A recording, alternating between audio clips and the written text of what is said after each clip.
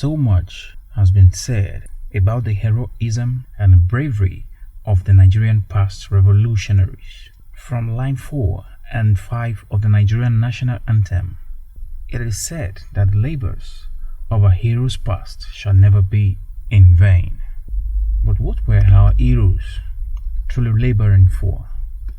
Were they laboring to put an end to colonial rule, or were they just laboring for their selfish interests? History may have written them off as heroes, but their words and deeds will forever stand against them. Here are the exact words of Ahmadu Bello, days after Nigeria's independence. He said, "This new nation called Nigeria should be an estate of our great-grandfather, Uthman Dan Fodio. We must ruthlessly prevent a change of power. We use the minority in the north as willing tools and the south as conquered territories, and never allow them to rule over us, and never allow them to have control over their future." These words were credited to Sir Ahmadu Bello, Sardauna of Sokoto, in the Parrot of October 12, 1960. What was he implying with those words? Let's analyze it.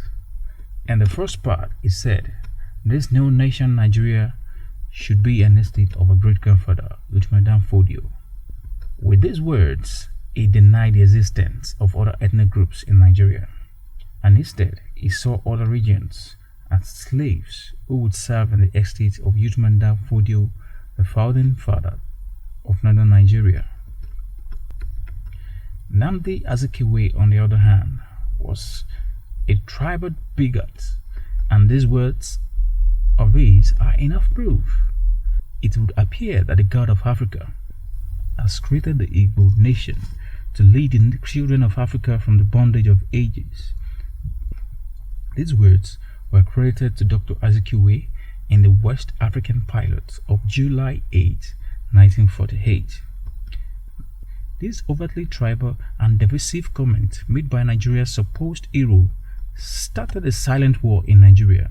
It was this statement that led the likes of Obafemi Awolowo to fight for their own interest. Although Nnamdi Azikiwe tried to make the public believe that he was a good guy, this word of his proved otherwise. He never believed in the concept of one Nigeria. He made that statement 12 years before Nigeria gained independence.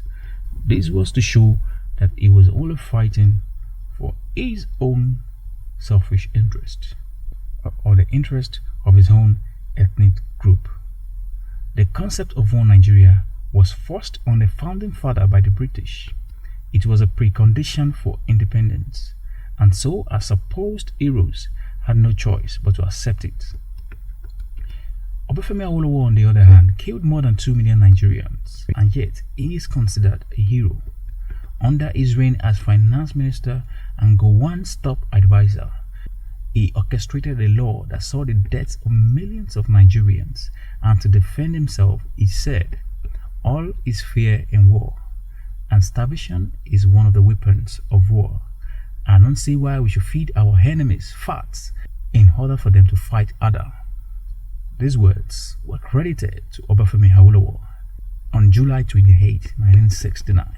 The above statement was made in 1969 when Nigeria was fighting a civil war with Biafra. Biafra was part of Nigeria.